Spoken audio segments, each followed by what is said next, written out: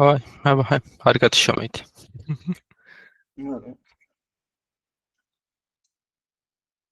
კაი.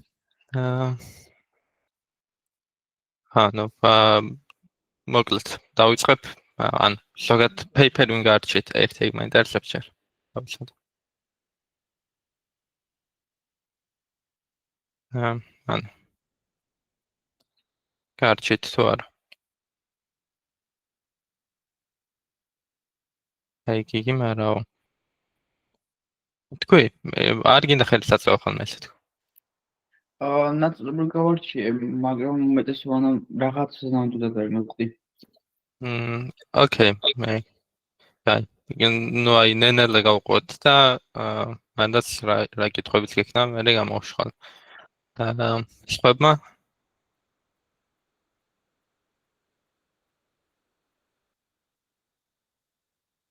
კაი, ანდონს გავჩევია.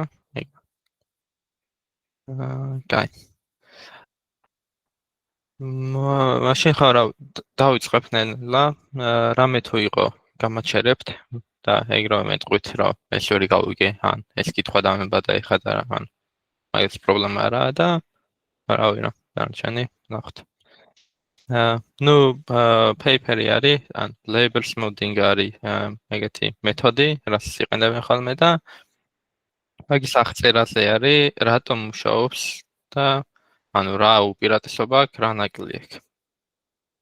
იმიტომ რომ ნუ უბრალოდ ალბათ რაც თავიდან ესე იყო რომ ვიღაცამ სადა იმუშავა, მაგრამ დიდად გამოკვლეული არ იყო რატო იყო კაი. და მაგას ეხება ეს უკრაინად paper-ი. ნუ ახლა დავიწყოთ რა არის ზოგადად label smoothing-ი მათემატიკურად და რას ვაკეთებთ.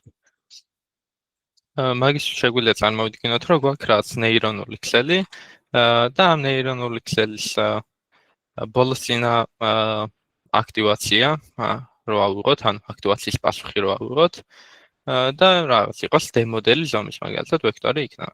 512 სიტყვაზე ან რამე ეგრე. ნუ გვაქვს კლასიფიკაციის ტასკი. ანუ რაც ძაღლი ეკატა, რაღაც ეგეთ უნდა გავარჩიოთ რა. ანუ შესაბამისად ბოლო layer-ში გვაქვს რაც დემოდელი ჯერ k, ანუ რამდენი კლასის არის, მაგხალა რაც მატრიცა. და ნუ x-ის ტრანსპოზი უნდა გავამრავლოთ ამ მატრიცაზე, რომ მივიღოთ წონების განაწილება, ნუ ლოგიტები. და შემდგომ softmax-ი მოვუდოთ. ნუ ხო, ეს ყველაფერი აქ წერია, როგორც ხდება. და შესაბამისად რაც pk არის k-ური კლასის ალბათობა რა იქნებაო მოდელის აზრით, მაგას აბრუნებს. და ჩვეულებრივ შემთხვევაში, როდესაც ვატრენინგებთ ხოლმე ხშირად, გვაქვს one-hot encoding-ები, ხო, რომ მაგალითად ძაღლის ალბათობა იყოს 1-ის, დანარჩენების ყველას იყოს 0. ამ შემთხვევაში, ხო, ნუ შესაბამისად cross entropy-ის დათვლისას ეს ფორმულა არის, გვექნება რომ ნუ y დანარჩენ შემთხვევაში 0 იქნება, მარტო ერთ შემთხვევაში იქნება 1, რაც არის ჩვენი ის რა ქვია, ის კლასი, რომელსაც ეკუთვნის ეგ. ეხლა დავსვათ კითხვა. რა თუ ანუ მოდი შევცვალოთ და არ გვინდა რომ რაღაც ეს 1-დან 0 ძალიან ხისტი შეიძლება იყოს. ნუ რაღაც მიზეზების გამო და რა შეგვიძლია გავაკეთოთ იმისთვის, რომ 1 კი არ იყოს, მაგალითად იყოს რაც 0.95 და დანარჩენი არასწორები იყოს 0.01-ები ან რამე ეგრე. ნუ მაგაზე რამე იდეა ხო არ გაქვთ?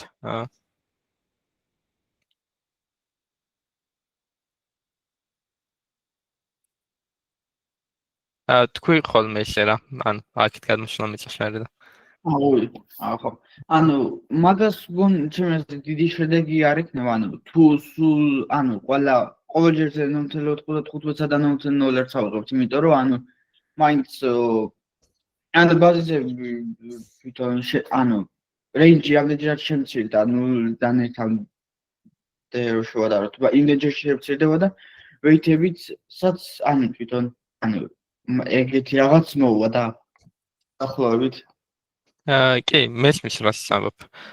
და ანუ რეალურად ანუ მაგაზე არის paper-ი, რომ ანუ ეგ მუშაობს შველის რა რაღაც თლად ერთი არ იყოს და იყოს 0 რაღაც რა მაგრამ რატო შველის ეგ არის კითხვა და მაგის გამოკვლევის შესახებ არის ეს პეიპერი ანუ ეხა უბრალოდ იმის თქმა მინდოდა რომ რაც შეგვიძლია weighted სამის მეშვეობით და რაც ერთი პარამეტრი შემოღებით ეს განსაზღვროთ რა ანუ შემოგვაქვს რაც ალფა და ალფაზე დამოკიდებულის გავხდით მერე ჩვენ ლეიბლებს რა ანუ ამ შემთხვევაში რაც ალფა რა იყოს 0.1 სიტყვაზე რაც და რა კლასი არის რა უნდა იყოს 95 როდოს ნუ ხო რაც რა იყოს დაჯდება რიცხვები რა და ესა ნუ labels modding ქვია ამას მათემატიკურად გადავალ ანუ რატო გონიათ რომ რაც უკეთესი არის რა იცვლება მაგით და რა ნაკლია ზოგადად hard negatives რა ანუ მაგაზე ლაპარაკისას ეგეთ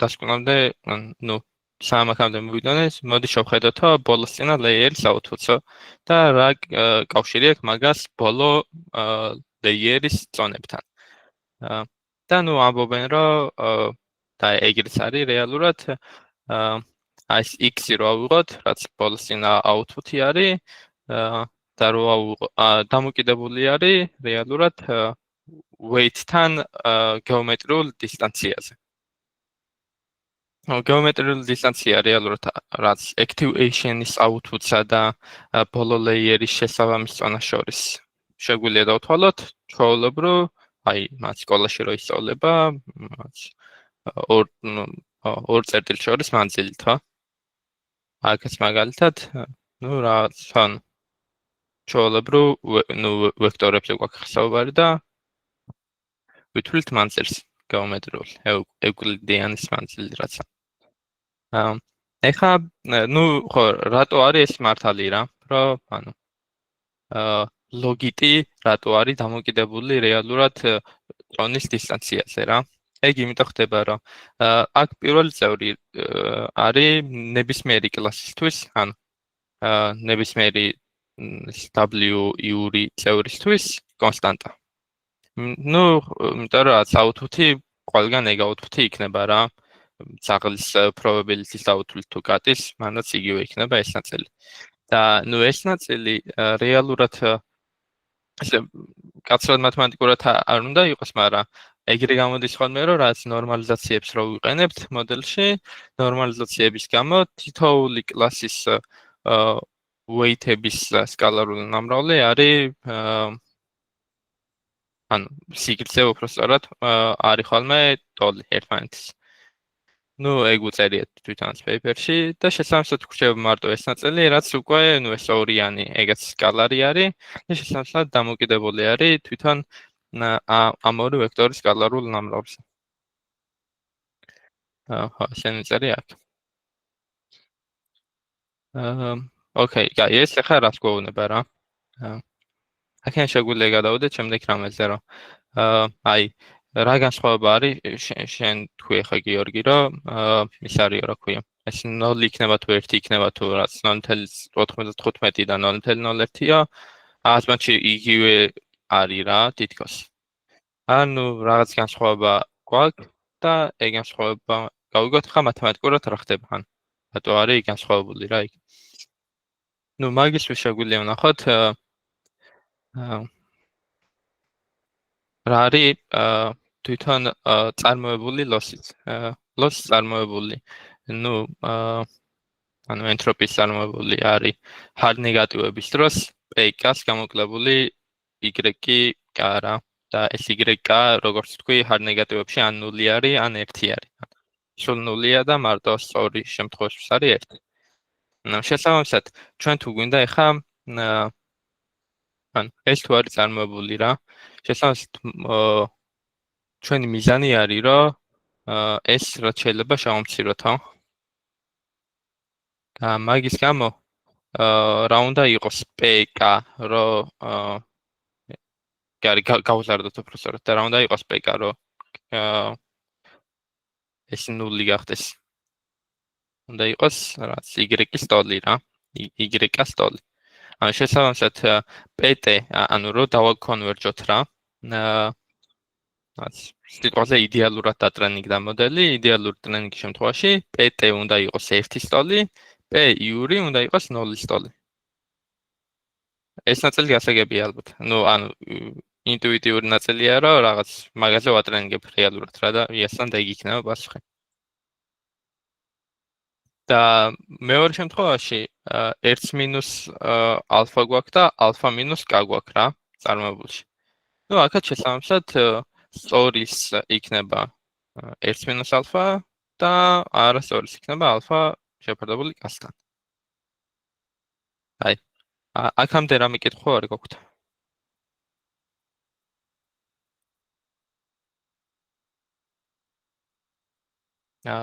ალბათ არა. კაი, მაშინ მაშინ ხო გავაგზავნოთ და ეხლა ანუ აქ რეალურად მეორე ნაწილში გააკეთეს ეგეთი რამე, რომ ლოგიტებს შორის განსხვავება, ანუ სწორსა და არასწორს შორის hard target-ების დროს არის განუსაზღვრელი. ხოლო soft label-ების დროს, როდესაც smoothing-ს ვაკეთებთ, არის რაც კონსტანტი დაშორებული რა.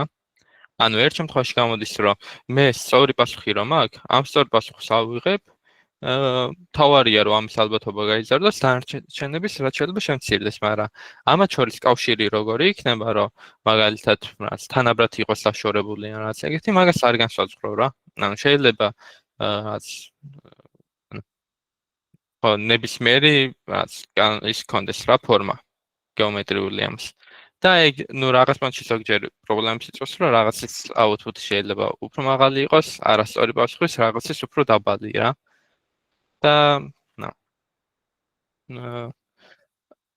ეგ რატო ხდება ეხლა? ეგ ხდება ეგეთი მიზეზის გამო, რომ რეალურად რო დავთვალოთ ხა რა არის Z-ს გამოკლებული Z-იური. Z არის სწორი ლოგიტი, Z-იური არის არასწორი ლოგიტი. მაგის გაკეთება შეგვიძლია ეგრე, რომ PT რო შევაფარდოთ P-იურთან და ლოგარითმი მოვუდოთ. ეგ გვაძლევს რეალურად Z-ს გამოკლებული Z-იური. ახლა ფორმულა არის, ანუ რო ჩასვა ეგრე გამოდის რა. და ამ შემთხვევაში, როდესაც გვაქვს label smoothing-ი, ეს რაც კონსტანტა რიცხვს ვიღებთ რა. ანუ ლოგარითმი K-ჯერ 1 - ალფა შეფარდებული ალფასთანაა. მაგრამ ამ შემთხვევაში PT არის 1, ეს არის 0. 1 იყოფა 0-ზე არის უსასრულობა. ანუ ეს უსასრულობას ვიღებთ აქ რა. მაგიტოა ცუდი რეალურად რა. უსასრულოდ გაბნეული არის რა. სწორი რო აიყო და არასწორი რო აიყო, ეგენი ერთმანეთისგან. ეხლა გადავიდეთ ამ ვიზუალიზაციაზე. აქაც რეალურად ჩანს ეგ იგივე თემა, რომ აქ ნახე გაფანტული არის ყველაფერი, აქ უკვე შემჭიდროვებული არის უფრო ერთმანეთთან. და თანაბრად არის სამივე კლასტერი ერთმანეთისგან დაშორებული რა. ვიზუალიზაცია, ანუ აქამდე ხო არ იყო ჯერ კითხვა იმ ინტერესებს. აი იმას ის ხო გაიაზრე მაგალითად გიორგი, რა განსხვავება არის, ანუ რომ მარტო ის არ არის, რომ აი range მაინც კონსტანტა label-ებს შორის და არაფერი არ იცვლება, ეგ ანუ სხვა რაღაცას ხდება რეალურად მაგის გამო. და ეგ. ეს მივხვდი კი. Okay. კაი, ახლა გადავიდეთ ვიზუალიზაციაზე. ვიზუალიზაცია, საინტერესო არის თავის მხრივ. აი, წერფივ ალგებრას შეიძლება ისწავლოთ, არ ვიცი. მე ზუსტად რა ისწავლება, მაგრამ შეიძლება ახსნეს გრამ-შმიდტის ორთონორმალიზაცია რა არის.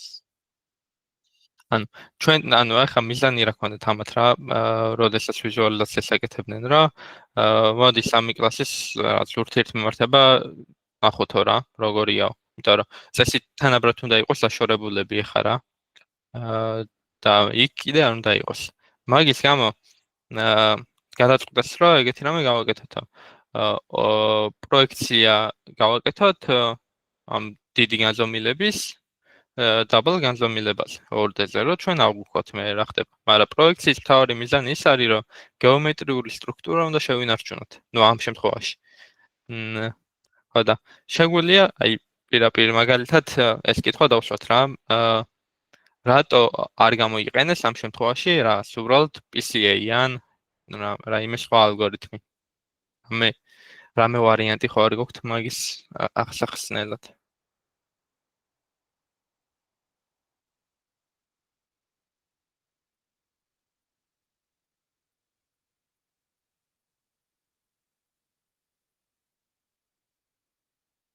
არ გქონთ ალბათ, თო?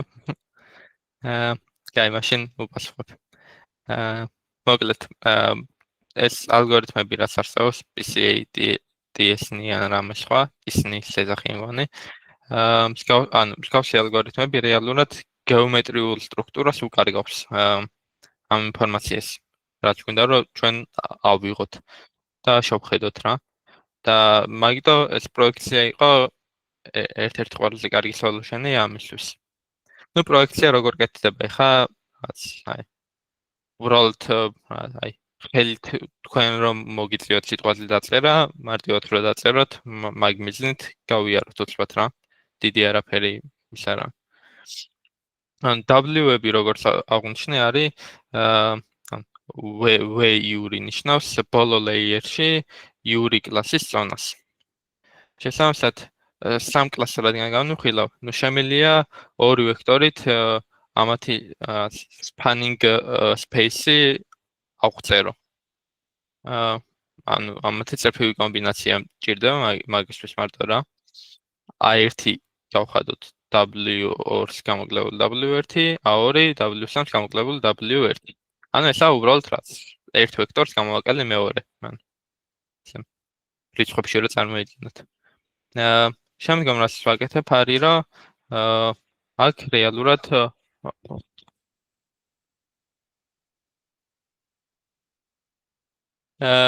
ხო. ახლა აქ რაც ვაკეთებ არის რომ აქ რეალურად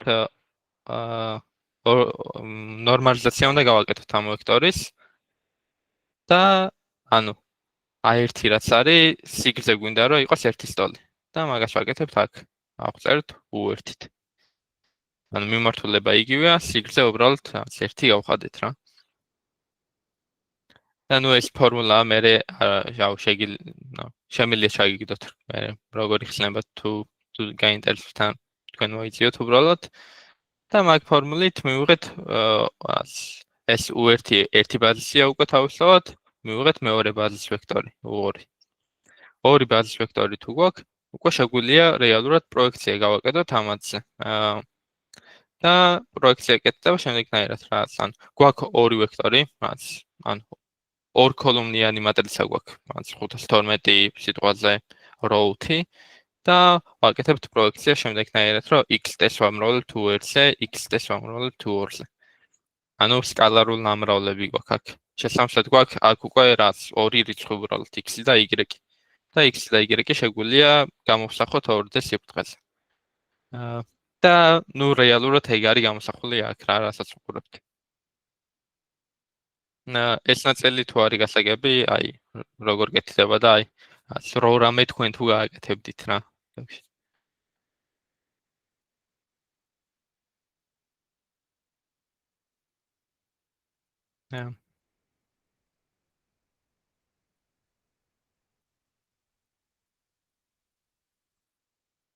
Okay. გიორგი, შენ თვითონაც გასაგები ალბათ, ხო? ოკეი. Okay. კარგი. მაშინ გადავიდეთ შემდეგ ნაწილს. ხო, აქ რაც მიიღეს შედეგად არის ის, რომ ეს ჰიპოთეზა რაც გქონდათ რეალურად დადასტურდა, მართლა თანაბარი დისტანცია აქვს და რაც ერთი კარგი კლასტერია თითქოს შექმნილი. ისიც აღნიშნეს, რომ ტრენინგში რომ თითქოს კოლაფსდება, ვალიდაციაში მაინც განზოგადებული არის და ანუ თლად ერთი წერტილში არა ყველა თავმოყრილია, რაც კარგია თავისთავად. ახლა გადავიდეთ კალიბრაციაზე.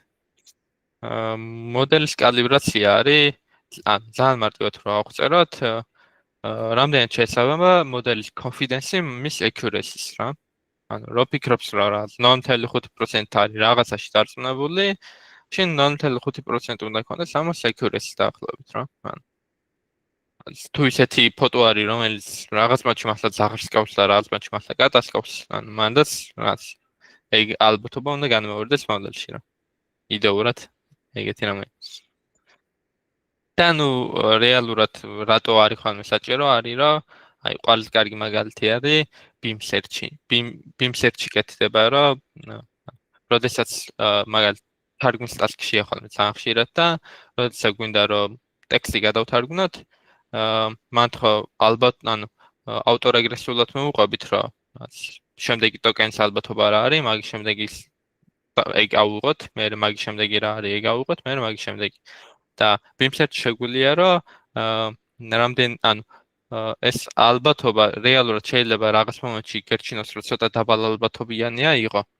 რომ მე აიღო უფრო მაღალ ჯამში მე ამის likelihood-ი უფრო მაღალი იყოს რა. ანუ ეს greedy სულების გაკეთება ყოველთვის ოპტიმალური არა. და beam search-ისთვის კალიბრირებული მოდელი ბევრად კარგად იმიტომ მუშაობს, რომ confidence-ი კარგად ასახავს უკვე რეალობას. და შესაბამისად, ანუ ხარისხიც უმჯობესდება. განვიხილოთ ხო ეს გრაფი როგორ კეთდება რა.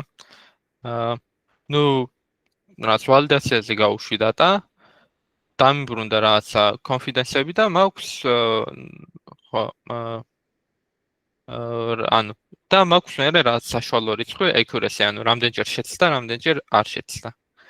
და ამ შემთხვევაში რაღაც მაგალითად 0.2 confidence-ი რო იყო, რაღაც ამდენჯერ შეცდა, რაღაც ამდენჯერ არ შეცდა. ეხლა მაგ ეგეთი კითხვა თქვენთან რომ აი ამ გრაფიკზე აიცა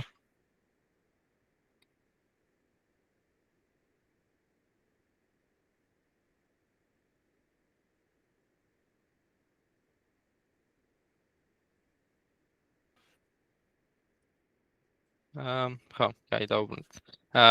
კითხვა მაქვს აი ამ გრაფიკზე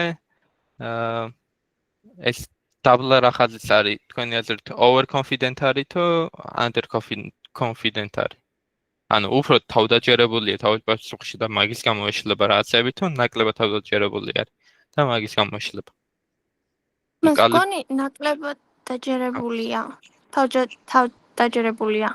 და მაგიტომ ნაკლებად ან ნახე რეალურად confidence-ი უფრო ან აი ამ ეს წერტილი რა არის? ეს წერტილი არის რაც 0.2 არის დაახლოებით x-ი და y-ი ანუ accuracy არის 0.2-ზე ნაკლები. ხო? შეიძლება ამისად ანუ უფრო თავდაჯერებულად ამბობს არასდროს პასუხს. ეგრე გამოდის. უფრო თავდაჯერებულია და ამ დროს ხდება. და ანუ ესე იგი ნუ ზედმეტად თავდაჯერებული არის. under თავდაჯერებული რა იყოს, მაშინ ზემოთ უნდა იყოს რა იქაც. რომ ანუ accuracy ანუ პირიქით მაღალი ალბათობა რო ქონდა, უკეთესი იქნებოდა. მოხდე? მას ანუ over confident არის? კი, over confident არის. გასაგებია. Okay. და ნუ ეხა როგორ ხდება ზოგადად კალიბრაცია მოდელების რა? მოდელების კალიბრაციისთვის მარტივად შეგვიძლია ლოგიტი გავამრავლოთ რაღაც ზონაზე. ნუ ამ შემთხვევაში ხო ნუ ესე აღიწერება ხოლმე და რეალურად იყოფა. და ხო ანუ რაღაც ყოფთ მაგალითად 0.2-ზე ან ყოფთ 3-ზე, არ ვიცი, რაღაცა რიცხვზე. ეხლა დავუშვათ მეორე კითხვა. თუ მოდელი არის under confident. მაშინ ტემპერატურა 1-ზე მეტი უნდა მქონდეს თუ 1-ზე პატარა უნდა მქონდეს. რომ მივიღო უკეთ კალიბრირებული მოდელი.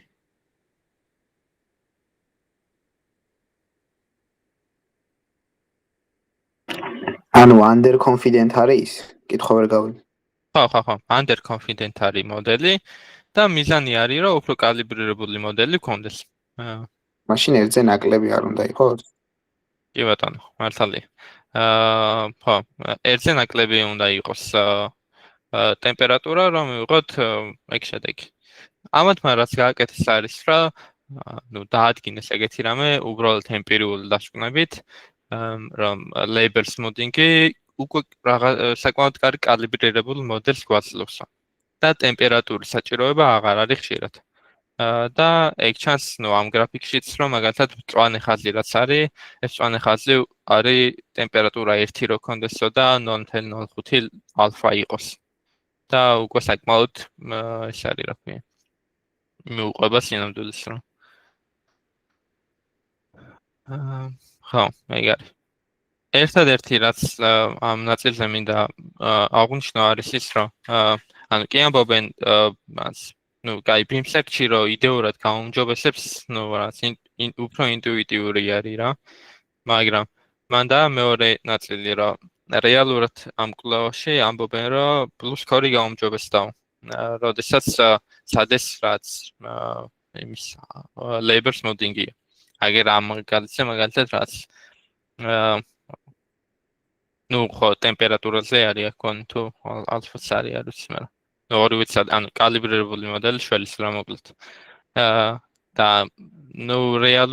რეალური პრობლემა რაც არის ჩემთვის ამაში არის ის რომ plus core რეალურად კარგად არ ასახავს თარგმნის ხარისხს და შეიძლება არ იყოს სწორი შეიძლება იყოს სწორი არ ვიცი თან უკეთესი მეტრიკები არსებობს უკვე რაც შეიძლება გამოიყენო რეალურად რა plus core-ის ნაცვლად და მაგიტო ეს ნაწილი კვლევის ცოტა ესეთი არა ბუნდოვანი არის ან ნამდვილად ეგრეა თუ არა არ ვიცი თან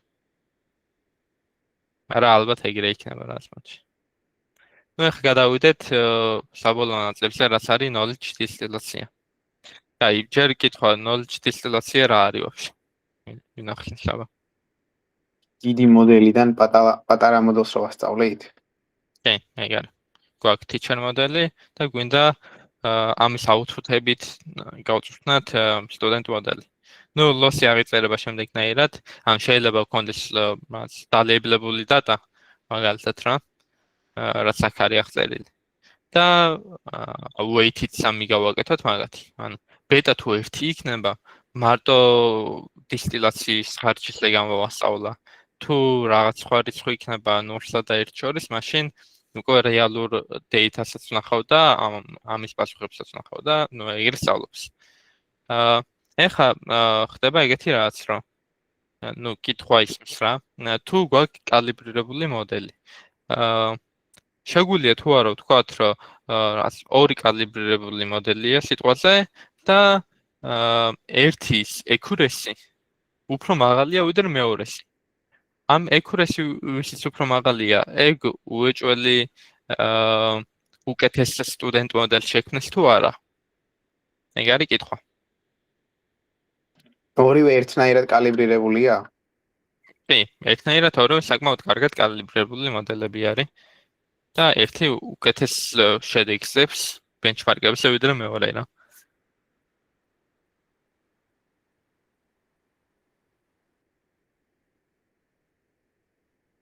გაქვს იდეა.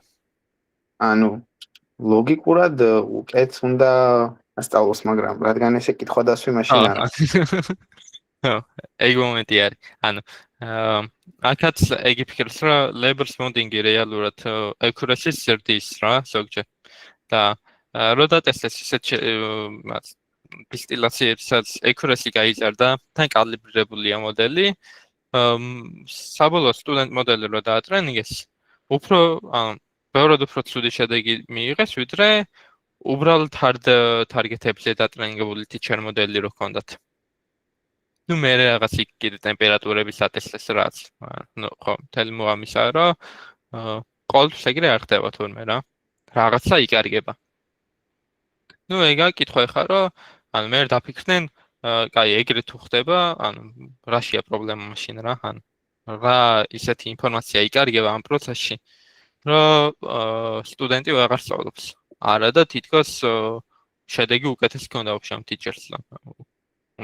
უკეთესმა ტიჩერმა უკეთებდა ასწავლოს რა. ეგ კითხვა ისმის.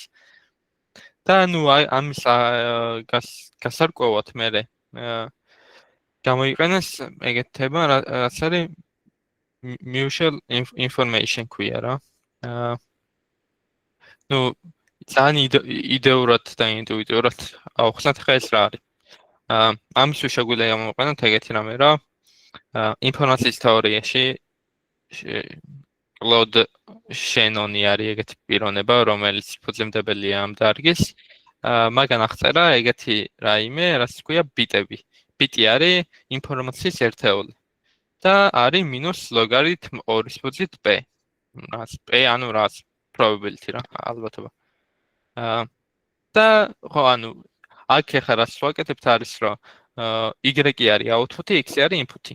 ეს არის ზოგადად ამ ინფორმაციის საზომი, ანუ საზიარო ინფორმაციის საზომი x-ა და y შორის. და რაც ხდება არის რომ ვითვლით ალბათობას ჩვენ იმისას რომ ეს output-ი რო დააგენერირა, რამდენი ინფორმაცია ამ output-ში საწყისი input-ის შესახებ. ანუ მე რომ აქ ინფორმაცია იმის შესახებ რომ given some x-ი y-ი რო დამიბრუნე, მაგ ინფორმაციას რო გამოვაკლო მე ლოგარითმ p-y, ნიშნავს რომ მარტო ეს y რომ აქ მაგის ალბათობას ვაკლებ, ხო? ან შესაბამისად ვზომავ ინფორმაციას ამ ორ წერტილს შორის. ანუ რაც უფრო მაღალია, გამოდის რომ მით უფრო ანუ რაღაც კონკრეტული ძაღლის ალბათობა რო დამებრუნა, ეგ ძაღლის სხვა ძაღლისგან რო განსხვავდება, რაღაც მომენტში აქვს ეგ ინფორმაცია რა. ჩაულია განასხვავოს შიგნით კიდე რაღაც დეტალები და ყველა ძაღლი ერთნაირი არა მაგისთვის რა. ანუ საწყის x-ზე დამოკიდებულია. ეს ინტუიცია თუა გასაგები.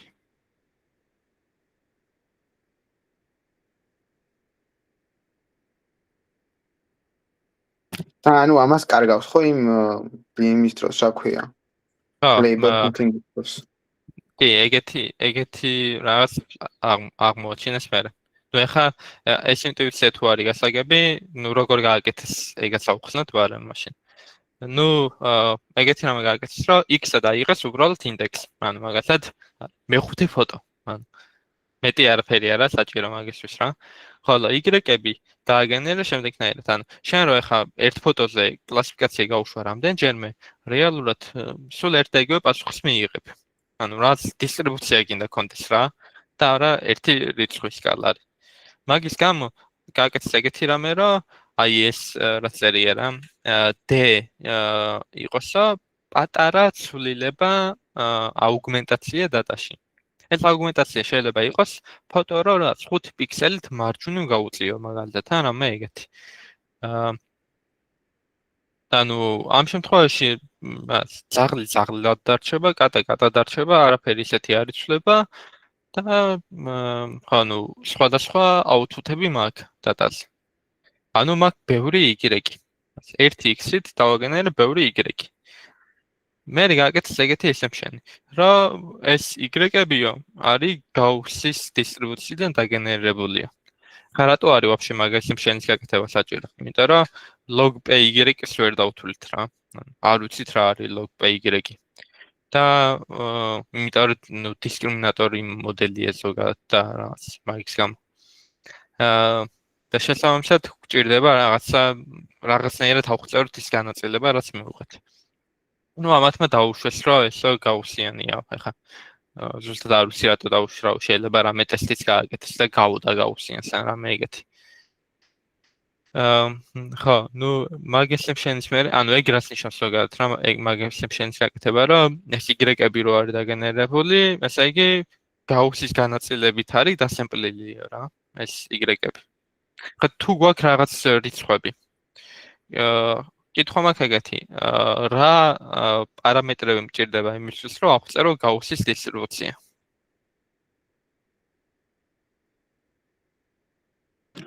std არ გვინდა და კიდე გადახრ. იგივე. ეგ იგივე.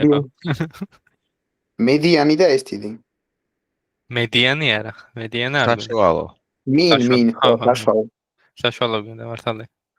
საშუალო და ვარიაცია გვინდა. და ნუ მაგებს ჩვეულებრივ დატიდან გამოვთვლით. ნუ ეგაც მტკიცდება რომ ოპტიმალური ეგ არის, რომ მაქენ გამოთვალა. და ნუ მაგაც ჩვეულებრივ NumPy min-ს დაწერდა რაღაცა LTD-ს დაწერ გამოითვლება რა. გვაქვს ეგ ორი რიცხვი, შეგვიძლია ავწეროთ უკვე გაუსის დისტრიბუცია. მე ეს რო ამაში ჩასვეს, ნუ ეს ფორმულა მიიღეს. ხო, F-ი არ აღმწერია კარგად რა არის. F-ი არის ეგეთი რამე, რომ კაი, პასუხი რა იყოს, რა ეხლა რო დაფიქრდნენ, მოდი დავთვალოთ პასუხი ლოგიტებს შორის სხვაობაზეო.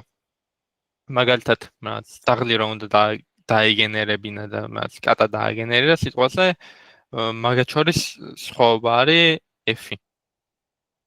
და ხო, ანუ რიცხვია ჩვეულებრივ, ესენიც რიცხვებია, ითვლება რა. X-ებს შორის და რაღაცა შევიღებთ. საბოლოოდ ისევ რიცხვი. ნუ იდეურად უფრო ისა საინტერესოა ვიდრე ნუ მე ამ ნაწილში, იმიტომ რომ აქ უბრალოდ ჩასმა არის და რა ხარუხი იმეების სიმბოლოების. ნუ ხო, მე რო ჩასვეს და დაპლოტეს, მიიღეს ეგეთი შედეგი, რომ ეს labor smoothing-ით ჯერ იზრდება, მერე საკმაოდ მცირდება და ნუ შემცირებული მიდის რა. და ეს კიდე იზრდება და აღარ მცირდება თან ეგრეცა და უფრო მაღლაც იზრდება. ანუ ეგ რას ნიშნავს? ეგ რაღაც მომენტში აქაც ჩანდა თან. სადა ამ ნაწილში. და ალბათ რაღაც მომენტში ლოგიკურიც არის ეგეთი რამე რო არა. ვფიქრობ პრობლემა ის არის, რომ სტრუქტურა იკარგება მონაცემების რა. აქ უფრო დიდი ვარიაცია გაქვს, როგორი სტრუქტურა შეიძლება მიიღო, როდესაც ეს კაცრი ტარგეტები არ გაქვს. და კიდე უკვე აკლასტერებ ძალიან და როდესაც აკლასტერებ, მაგ კლასტერინგში იკარგება რა. ეგ ინფორმაცია. არა, ნუ მეორე ფაქტორი, რაც ძალიან მნიშვნელოვანი არის, რომ ეს არ არის დამტკიცება იმის გამო, თუ რატო არ მუშაობს knowledge distillation კარგად. ეს არის უბრალოდ კორელაცია რა. ანუ არ უნდა აგვერიო ეგ ყოველთვის, ანუ იმენა ყოველთვის რა, ცხოვრებაშიც უნდა გახსოვდეთ, რომ კორელაცია არ არის გამომდინარეობა რა. ანუ კორელაცია არის სხვა რაღაცა, გამომდინარეობა სხვა. გამომდინარეობა მტკიცდება ფურცელზე.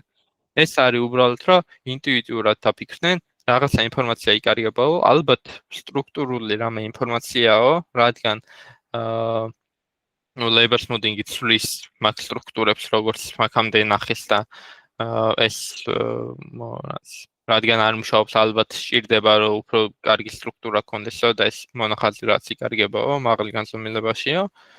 და მაგის გამო გამოთვალეს ეს და ეს ასახავს იმას, მაგრამ შეიძლება უბრალოდ დამთხოვა და რეალურად ვაფშე არაფერს არ ასახავს რა. ან ეს არის უბრალოდ მაგათი რაც assumption-ი არის, თან აქაც ცალკე კიდე assumption-ი გააკეთე შუაში, რაც გაუსიანი არისო იქინდა თუ არა. ნუ assumption-ების სტატისტიკა ჩვეულებრივ რა. დაშვებები დაუშვეს და მაქენ გამომდინარე მიიღეს ეგეთ შედეგი. მაგრამ ეგ უნდა გვახსოვდეს, რომ ეს მაინც არ არის მკაცრად სწორი დამტკიცება რა, მათემატიკურად. ეს არის უბრალოდ კორელაცია. შესაბამისად, ეხლა დასკვნა რა არის რა აქედან. დასკვნა არის ეგეთი, რომ ხშირად labor smoothing-ი შეგიძლიათ გამოიყენოთ, როდესაც აი რაღაც მოდელი დაატრენინგეთ, გაქვთ სიტყვაზე 95% და გინდათ გაწუროთ. აი რაც 96, 95.5-ს რომ მაგარია უკვე რა. ეგეთ დროს თუ არ იყენებთ labor smoothing, შეგიძლიათ გამოიყენოთ labor smoothing. თუ გჭირდება დისტილაცია, მაგ შემთხვევაში არ ჯობია რომ არ გამოვიყენოთ, იმიტომ რომ დააგდებს პირიქით accuracy-ს. აუ, კიდე შეიძლება რაღაც კალიბრაციაზე სადაც ვიყავით, რაღაც beam search თუ უნდა გამოვიყენოთ, მაშინ კალიბრირებული მოდელი გვინდა და რადგან მაგას ვიყენებთ შეიძლება inference-ას, აუდგეთ და მოდი labor smoothing-ით დავატრენინგოთ მოდელი, რომ ბარემ კალიბრირებული იყოს. შეიძლება ტემპერატურაც ადოთ, რაც side effect-ია ამ paper-ისა, რომ ეგ ინფორმაცია გაიგეთ. ხო რა, მეტი ისეთი საინტერესო რამე მგონი აღარ იყო მაშინ. ხა რამე კითხვები ხო არ გაქვთ? მაგამდე რა კითხვებიც გქონდეთ, მაგალითად გიორგი შემთხარი რაღაცები ვერ გავიგეო. ეგ გასაგები გახდა თუ არა? თუ არ გახდა დასვე.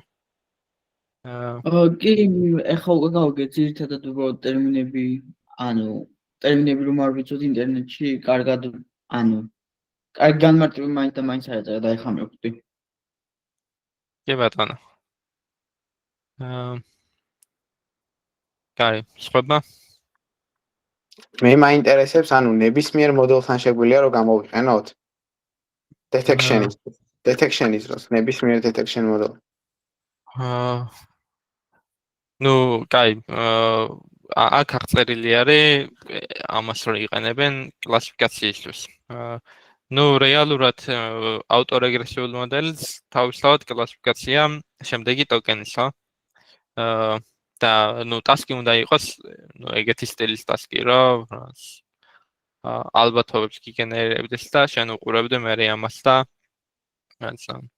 hot encoding იქონის რამე ეგეთი რა. ისეთ ტასკი თუ გაქვს ხა რომ вообще likelihood free training-ი გაქვს, GAN-ი გაქვს, არ ვიცი რა. diffusion მოდელი გაქვს, მან ვერ გამოიყენებ წესით ამას. და სხვა შემთხვევაში გამოიყენებ რა. ტექსტი გააჩინე ზუსტად ტასკს, მაგრამ ლეიბლები როცა გაქვს, ნული ერთები ეგ ლეიბლები მან შეგიძლია შეთქვა.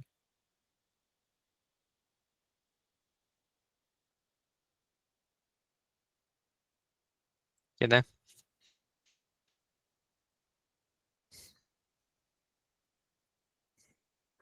შეკრების დეტექციისთვის გინდოდა ხო შენ?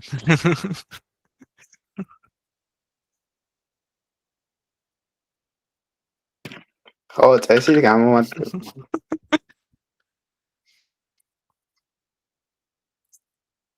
თოდნას ვიყენებ რა იქ. კაია ხო. თან არაფერი არ უნდა რავი ამის იმპლემენტაციასა. უცებ დამიწერს ხო ჯიმინე. კაი რა ჯემინაი ბიჭო, პროსა ამ ფორმულით უნდა შეცვალო და.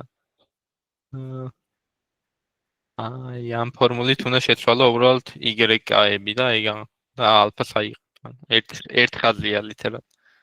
ეგ მოდელს უნდა შეუცვალო ბოლოს თუ დატრენინგებამდე დატას შეუცვალო. დატრენინგებამდე დატას უნდა შეუცვალო. ამით ტრენინგდება რა. შენ რო გაქვს y-კები რაც 0-ები და 1-ები რა. გექნება 0.001 რა, 0.99 რაღაცა რა. და ამ ფორმულით იცვლება რაც ერთ ხაზია მაგ იმპლემენტაცია. და ის უნდა შეგეცილო შენ. ანტოს ალბათ არ შეიძლება, მაგრამ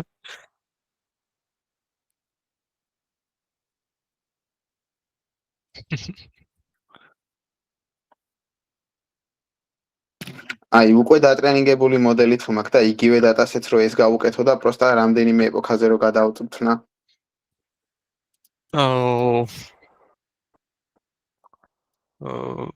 მიზანი რა გაქვს? არ ვიცი რა. პრასიტობს ეგ წესით რაღაც მანჩი იმუშავებს. მაგრამ ერთ შეიძლება overfit-ზე ძალიან ხარა გახვიდე მაგის გამო რომ იგივე დატაზე უშვებ. შეიძლება вообще გააფუჭო რაღაც მაგარი. არ ვიცი დოქში რა. მაგას შეიძლება ჯობდეს вообще მოდელის კალიბრაციაზე ჩალიჩო. ეგ ჯობდება ხო? პროსა კალიბრაცია არ შეგიცვლის რაღაცებს. არ ვიცი რავი, როგორ აკეთებ ხა რაღაცა confidence threshold-ი თუ გაქვს, კალიბრაცია გააკეთე, მაშინ ჯობია.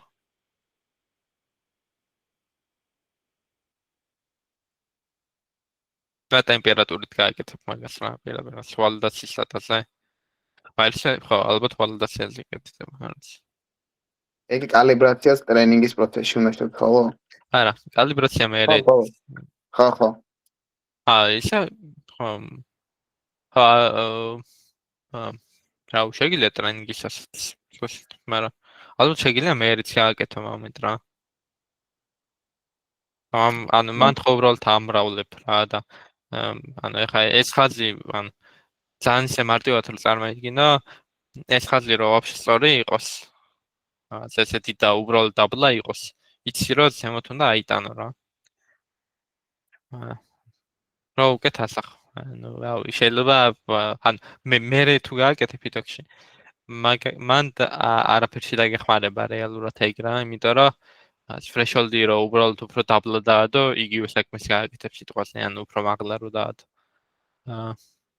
მაგრამ ალბათ ტრენინგისაც თუ გააკეთებ, ნუ მაშინ უკეთესი იქნება წესით. კალიბრაციაზე ხომ მეუბნები ხა თუ?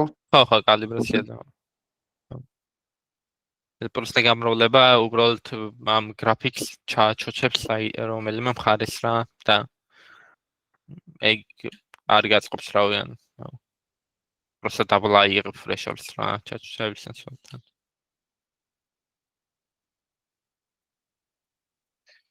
სხვა კითხვა?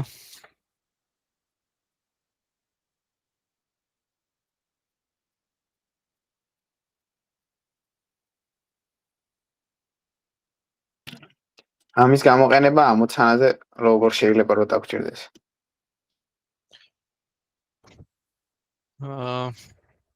ამოცანაზე ეხლა რაც გაქვთ თუ? არა, აი როგორი ტიპის ამოცანა შეიძლება შეგვდეს რომ ეს დაგჭირდეს? ძალიან ბევრი ტიპი შეიძლება კაცო იყოს, ან აი NLP ამოცანა რო აიღო რა, სადაც გენერაცია გჭირდება, მანდაც იგივე, ანუ LLM-ი, ეს NMT-ები, ნებისმიერი რა რო აიღო, მანდაც შეგიძლია გამოიყენო ჩვეულებრივ labels modding-ი. შეგიძლია გამოიყენო ნებისმიერ კლასიფიკაციის task-ში. ეს კლასიფიკაცია იქნება სურათის კლასიფიკაცია თუ რაღაც სხვა სტილის კლასიფიკაცია რავი. ნებისმიერ რამე. კიდე ამბობდნენ რომ რას speech to text-ზე მაგალითად შეგიძლია რეალურად გააკეთო და უკეთესიაო ვერი შემცირაო და რაღაც ეგეთები. ხო, ანუ ბევრი არა, ანუ უფრო ზოგადი თემა არის. პროსტა რაღაც იმას არ უნდა ელოდო რა მაქედან, რომ აი სპორტსკლუბებში მოუწყვეტე, ანუ მან ის მომენტია, რომ აი უკვე ყველაფერი წადე და რავი, მოდი ამასაც ვწდი რავი რა. და შეიძლება რაღაც სიტყვაზე ოლიმპიადაზე რო იქნებით, რაღაც მე-10 ადგილას თუ იყავი, გადახვიდე მე-7 ადგილას. რაღაც ეგეთი. და ნუ მაგით რაღაც ქულები მოიგო რა. რამე იჩალიჩა რა იდოქში.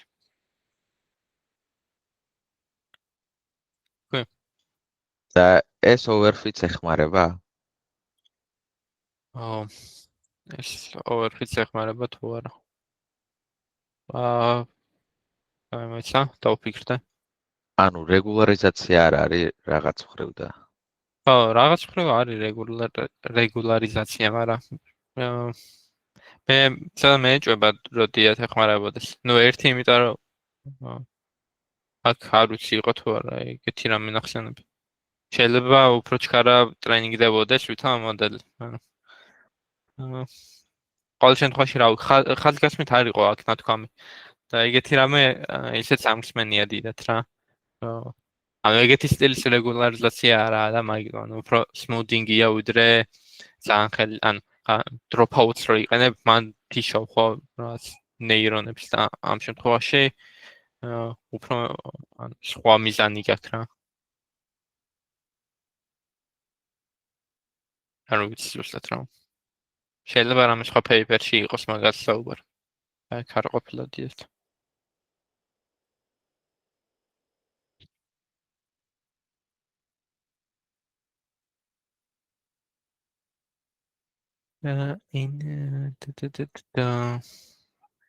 აი ბაზარი მაგაზე? არ წამიკითხავს, მაგრამ შეიძლება იყოს.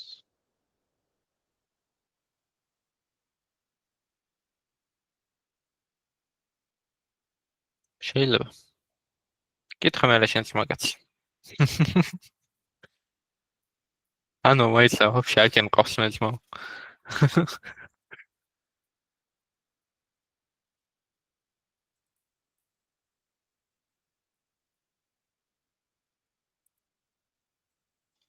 აუ ეგ მეც მინდა როგორ გაქვს. ატლასი არის. აი ნახე შეიძლება.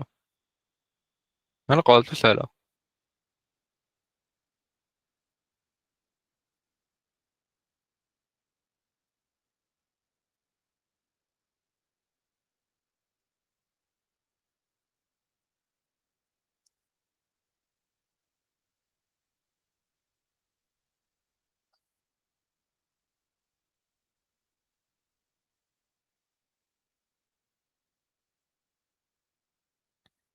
არ ვიცი.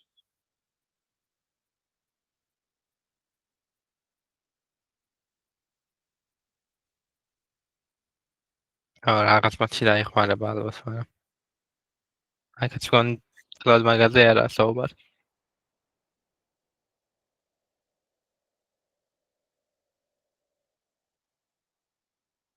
შეიძლება რა ნახო სხვადასხვა პეიპერები. ეს პეიპერი ხა რო ნახე ისეთი go to პეიპერი რა პოპულარული პეიპერები რო ეგეთია და ეს არ ვიცი მართლა გითხრა. აი ხო იცი როგორ ნახო. ავტორებით შე როგორ ნახულობ? რა მე აქ ვწერ ხოლმე და ამას აქ ხო 25 citation-ი მაგალითად. ავტორებითაც შეგიძლია ხო თავისთავად რა. ნუ citation-ი კარგად ასახავს ხოლმე ხა რაღაც რამდენად ისეთია რა გამოსადეგი პეიპერი. ამ პეიპერის რო ნახო მაგალითად. ნუ ჯერ ვაფშე აქედან შეგიძლია მიხვდე რომ კაი პეიპერი იქნება ალბათ. ის რო ნახო ამას აქ 2894 რა. რაც ბევრია. ავტორი რა ინფორმაცია შეგიძლია გაიგო, ეგაც რაღაც აქ წერია ხოლმე, აქ წერია H index. აი 192 ძალიან ბევრია რა. და ნუ მაგ H index-ით რაც ნახულობ რამდენად მაგარია მოცემული ავტორი. და შეგიძლია იპო რაღაც ლექტორები ვინც გასწავლიან მაგალითად აქ კიდე.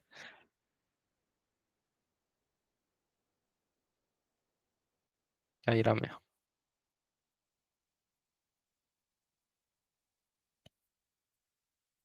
კიდე კითხვა?